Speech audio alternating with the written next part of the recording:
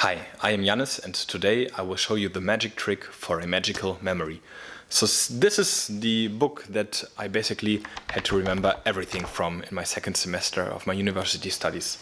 And in the beginning, I didn't really know how to do it, because actually in school we learn a lot, but we don't really learn how to learn, do we?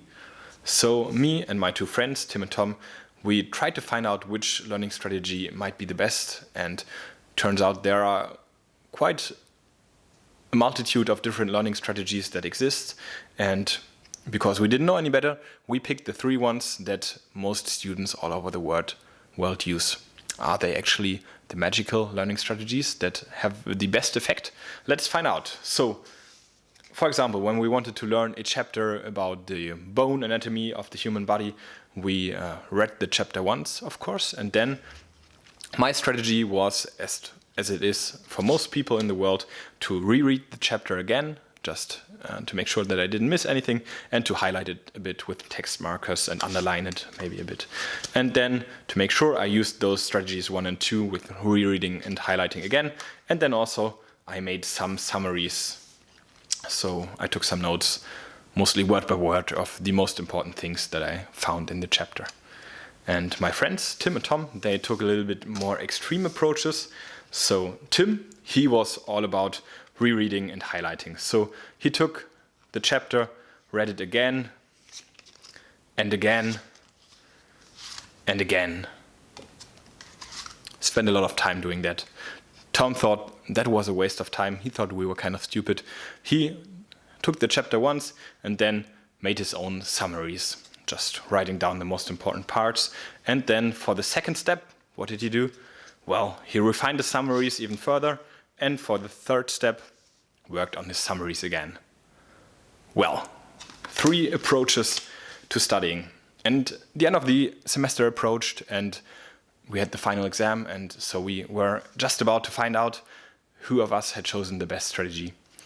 Turned out, maybe none of us had. So for the strategy of rereading and the strategy of highlighting, it's the most used strategy worldwide, but it's really kind of a passive process. After you've read the chapter once, you kind of know it, and rereading it again and highlighting it makes you feel busy, makes you feel like you're spending your time on important stuff, but it doesn't really challenge the brain, so the memories don't get much stronger. So the strategy that I used and that Tim only relied on, it failed. The strategy of Tom, the summarizing strategy, it can have some benefits, but as most of us just summarize like by word, writing down aspects from the chapter that we read or the talk that we hear, the lecture that we listen to, it doesn't bring that many benefits either, because it's also rather a passive process, and so there's not much use to that either.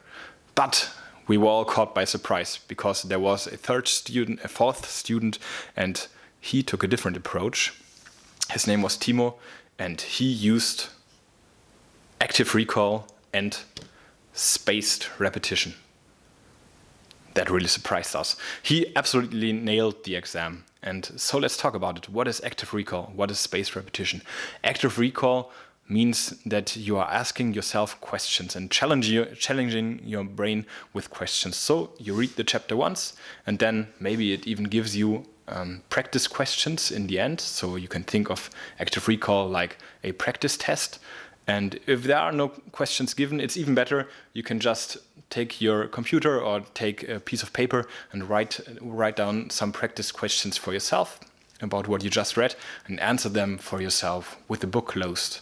And then if you didn't know any answer of your own questions, then you can look it up in the book, but only that part, not reread everything again. And this way we really challenge the brain and make the memories that we started to form much stronger. This is the most effective strategy that most studies show today, and we can combine it with a second one that makes it even stronger, and this is spaced repetition. You can remember the spaced repetition by the ace of spades, so that starts the spaced repetition. And this is a strategy that we, if we are honest, all know, but don't really do that much, because most of us, we like to really put all the learning that we have for an exam, for example, in the day or the few days before the exam, and study for 10 or 12 hours on these days, just to press it all into our head for the exam. And it kind of works for the day of the exam because it's kind of in between short and long-term memory. We can remember it for some days, but 2 or 3 days later, we will have forgotten most everything. So really nice strategy if you want to learn something that you really kind of don't like, that you hate, and that you only need to know for an exam and then want to forget and never know again in your life. Then it's a nice strategy. I hope most times the stuff that you study does not fall into that category, but you see some profit from actually learning it for the longer future, because there might be future exams that also request the same content, or because you actually want to learn it for life, as our teachers say. Stupid saying, but kind of true. So when we combine those two, they are really great. So we might read the chapter, not 10 hours again and again and again, but maybe for 1 or 2 hours today. And then we use active recall the next day, 10 minutes, we look at our questions again, and we ask ourselves, if we remember the stuff that we read yesterday, activate our brain, challenge our brain again, make it an active process, and then we wait for maybe a week and do the same thing again. This way we will have forgotten a little bit of the information, and this way can really challenge our brain again to recall it after 1 week, and then maybe again after a month, depending with the spacing of the repetition, depending on how well you remember the content. So let's practice this right now. Remember those 2 great learning strategies, and I will ask you for them in a second using active recall. So what was strategy number 1 and strategy number 2? Well, I hope you got it right. Well, I think in magic it might not always work like that, but in real life most times it does. Thank you for watching. Please like and subscribe. See you in the next video, and have fun and success studying. Bye.